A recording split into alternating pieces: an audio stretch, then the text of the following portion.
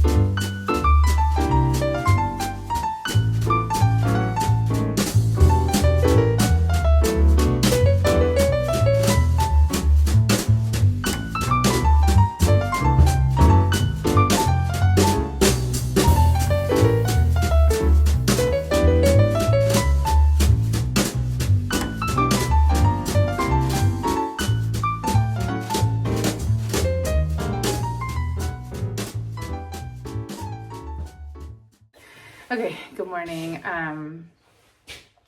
It's Sunday morning, mid-morning. I have a couple of jobs to get done today. This morning, we did some work in the garden. Yesterday, I tried to make a time-lapse video of the work, but I don't know. I haven't looked at it yet. We'll see how it turned out. The camera and the gimbal died only like 1/10 of the way through the work, So then we quit early yesterday afternoon to relax a little bit. And then this morning I got up and I hooked up the drip irrigation system for the garden. And I expected to have some maintenance to do on that system. And I did, so we did it. It was exciting. I was too lazy. I don't know. It was in a hurry. I didn't want to walk back here to the milk room to turn the water off, so I did it all with water in the lines, which means I got a shower head to toe. So I did some of that. I have a couple more things to do on the irrigation this morning that I thought I'd get some video of, and I'll show you the progress that we made in the garden. And then I'm going to work out here for a bit, just tidying the lambing disaster. As you know by now, I took a long break from posting current videos to post the previously unlisted videos that I was only sharing on the blog. As I was going back through those unlisted videos, I didn't watch all of them, but I did watch some of them, and like what struck me was just how tidy the barn was, like how everything was where it was supposed to go. There wasn't hay and straw everywhere. It looked good. And now it's a disaster. And on Friday, we had a couple workers here. They were doing some gravel and stonework. And I asked them to follow me into the barn because they were looking for a tool. I wanted them to have their choice. And afterward, I was embarrassed to have them in there. The one grew up on a dairy. You know, you just always want to impress other farmers, and we are not very impressive right now. So I'm gonna get out there. I'm gonna get all of my I got a little sun yesterday, so I'm covered up, and I'm gonna try and get this done and get in, although it's pretty late now. Oh yeah, it's 10:30. So yeah, so I'm fully covered, and I'll get that garden work done quick, and then we'll get inside, and then to the pool. I'll sit in my cabana. Sadly, no cabana boy here today, or any day. Okay, the tractor's still sitting here. Oh, there's our killdeer. Okay, so she has been trying to get rid of us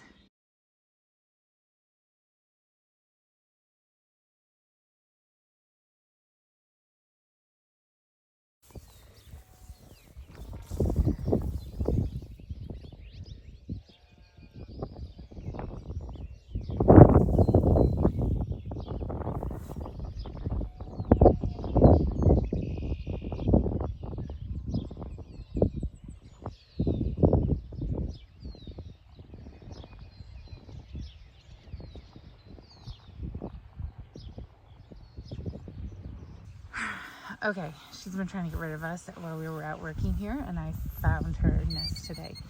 Here are our baby killdeer eggs. So we'll be super careful around this. Here's the raspberry bed, and then here's what we worked on yesterday. So yesterday we got this done. So this is like an 8.5 foot wide piece of fabric right here, and then we got the gravel down. It joins up with the central path down at the end. And then, so this was pretty fiddly because of the existing beds. Okay, so here's how the asparagus is looking. I am gonna start picking now. So, well, maybe I'll pick those guys. Oh, look at this one. Perfection, asparagus perfection. Yeah, so it is June. It is June now, and I think with a better established bed or like a less hot spring, we could pick for another couple weeks, but I think we're gonna let this go. Okay, so when we put all this plastic down, all the plastic we've done over the last couple of weeks, the thing that we have done is, for the most part, we've gone over the existing drip irrigation lines just because it was easy, and the drip irrigation goes in so easy and so quick that I was like, if we need repairs, if we need to add on, I'll just find, you know, where the next closest valve is, and I'll branch on. And that's not ideal. That's not the right way to do it, but that's what I'm gonna do. But so when I came out this morning and I turned on the drip irrigation, I did find there were 2 pretty decent leaks that you could hear hitting the plastic under the gravel or under the mulch. So I had to do some surgery. One of those spots is right here. I remember that at the end of last season, Chris hit there was a 1/4 inch diameter line that ran here into the asparagus bed, and Chris hit it with the mower. And what happened was that line got torn off, or maybe I took it off, I can't remember, and I didn't plug the hole. So I had to cut a hole in our fabric, and I made this amazing cardboard patch. And put the gravel back over. So that's how we managed that. And then there was another one. There was another one over here in the raspberries that I had to do the same thing. So this morning I added drip emitters for the gooseberries, the horseradish, the blackberries.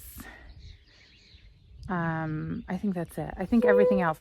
Right now we have 1 apple tree that doesn't have a line, and then the asparagus from this year. Okay, so here I am in the potting shed. Glamour. Organización. Okay, so here's all of my drip irrigation stuff. Drip irrigation is a system of tubing that you set up with, it's pretty stiff tubing, so you need like elbows and Y's and whatever kind of fittings. We have 1 inch tubing that is kind of the mains, and then we have 1/4 inch tubing that feeds smaller lines. And then this is a drip emitter. They come in different sizes. We have 2 gallon an hour ones, 1 gallon an hour ones, and 1/2 gallon an hour ones. Those numbers aren't necessarily accurate depending on the flow rate in the lines that you have. So don't take that as gospel. Don't take like, well, I ran it for an hour and that tree got 2 gallons. That's not how it works. But anyway, so I just kind of go by, do I want this plant to have a lot of water, a little water, you know, depending on the size of it. Like obviously the trees get bigger emitters. There's also these inline emitters. I wonder if I have something.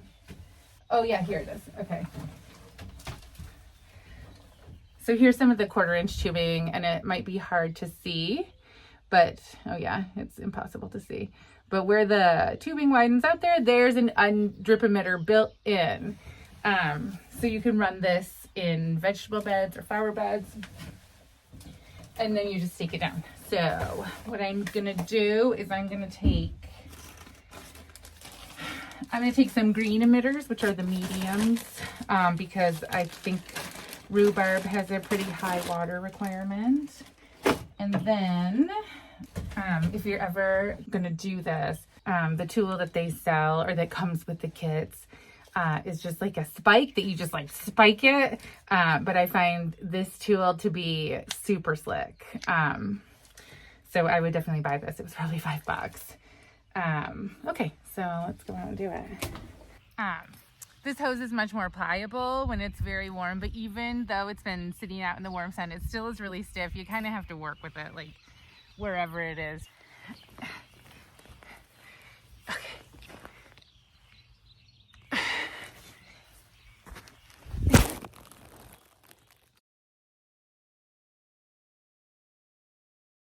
Okay, perfect. Okay, so, oh, I guess I should have taken some close-ups. Okay, so I have the stake in here. If you're using this poly mulch, you're gonna need to use a knife to pierce it because it is super tough. So I'm just gonna put one of these green drip emitters here. Down here we have one green and one blue. Maybe I'll do that again this year, but for right now, this is all I'm gonna do. I've been in the sun too much this weekend already. So you take this amazing tool. The spike comes out kind of on the inside, so I'm gonna turn it so that spike is gonna pierce the tubing on the side that the plant is on. So it's in position like that. Squeeze it, water's gonna come out. And then you snap the emitter in place. And then when water flows through the lines, it'll emit little droplets of water straight to the plant's roots, which will be a miracle. Okay, next one.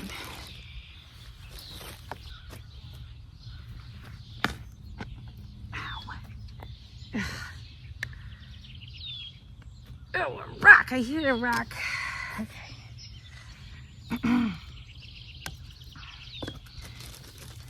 Can you see the water? Okay, next plant.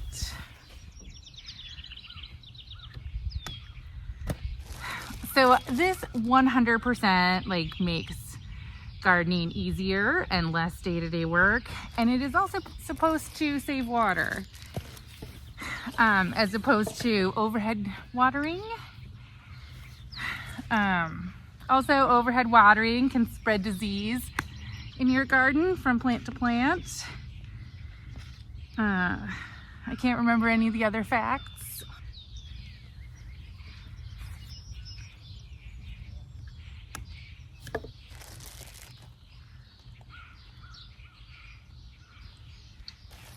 Whew. I think maybe rabbits dug up our rhubarb. Oh, I don't have my hat on. That's part of the reason I'm so miserable. Where is that?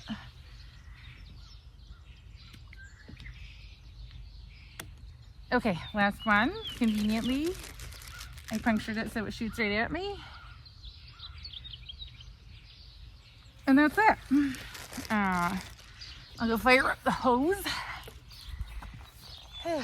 Okay, so this is the hose that comes from the water from our well.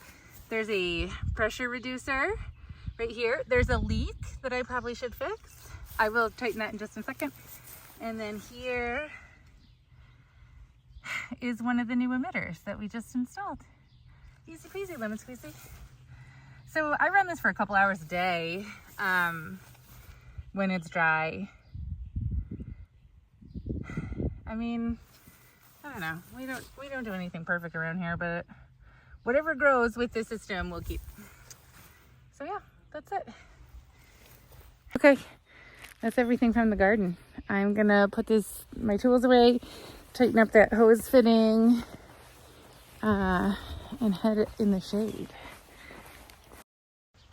Okay, here is the messiness tour of the milk room.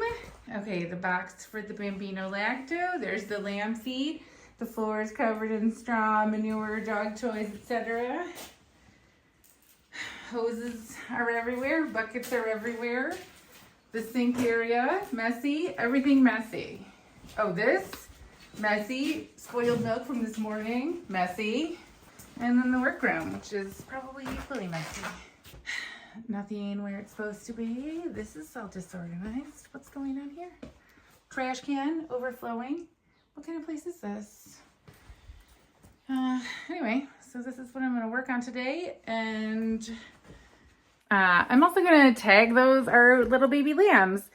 So that when Chris gets home, we can tag their mama and then put them out with the rest of the sheep. So that will be exciting. Okay. I am glad that this is kind of the last time I have to do this job this season because it is time consuming. I was just editing video and saw a video where there was like a 13-minute segment where we didn't even tag the lambs. I had already done it. Yeah, it took 13 minutes for Chris and I together to get the U tagged and then get everybody entered in the software. I should sit this way so you can see. So there's our last mama. She's looking good. She's getting slightly less wild, so maybe today tagging will be okay. This is the selenium that we get up from our vet. We give this at this age and this dose on their recommendation for the soil deficiencies in our area. We did get the mineral testing back from Cornell. We were low in selenium, but not terrible. So it does seem like our supplementation is working well. The reason we dose babies is because dietary selenium in the mineral that we feed the ewes does not travel through the breast milk. So they're not getting any. So anyway, so we just give them this dose when they're just little babies to set them off on the right foot.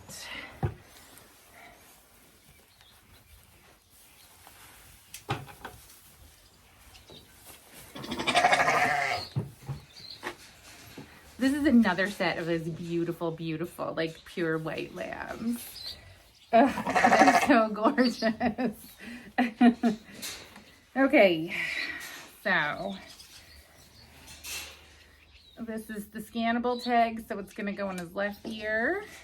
He's gonna get sick of sitting on my lap in like 1 second here. Good boy. Nope. He's going for it. Usually I sit on a bucket lower to the ground. It's easier to get them under control. Okay. Second tag.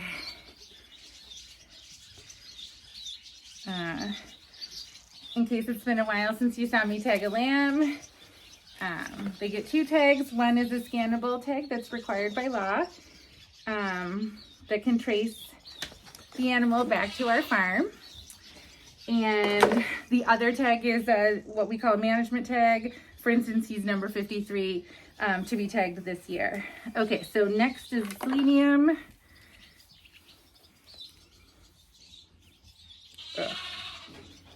Go away.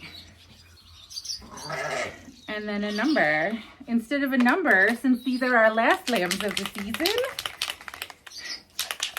Oh, I know, no. I'm going to give him a heart. There we go.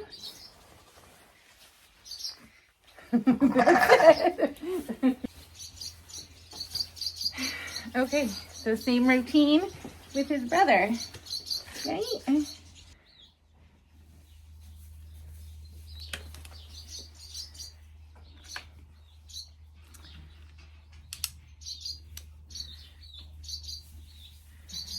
Okie dokie. Next, the management tag.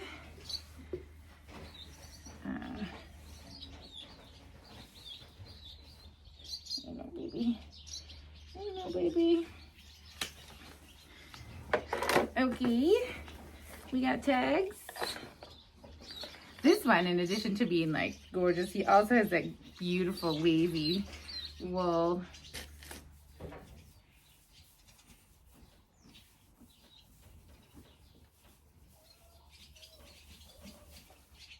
Good boy. Okay, so now just a heart. We'll turn you around. I know, we're almost done. We're almost done. You just need to have a nice, you need to have a nice fresh paint so we can spot you easy. I am also getting a nice fresh paint job. That heart, a little less good. Okay. Paint everywhere. And that's that for that job. So now I can tidy some of this stuff away. We'll just weigh them later when we're entering them, because I can't be trusted to remember what their weights are. Okay, so I'm in here adding some lighting. Oh no, I wish I had gotten that. So the sheep are standing here spectating me installing some new lights. It's no pressure. They keep saying like a little to the left. Okay, I am done with the cleanup. Okay, this is how things are looking out here now. Nice and tidy. Everything over here has been cleaned up and put away. All the straw and dirty paper towels and everything has been taken out. The milk room is looking good. I mean, as good as it ever does. Floor's cleaned up. All the feed is put away. Everything over here is tidied up. Okay, and then into the barn. I only did a little bit out here. This is obviously due for a major clean, but I cleaned up along here.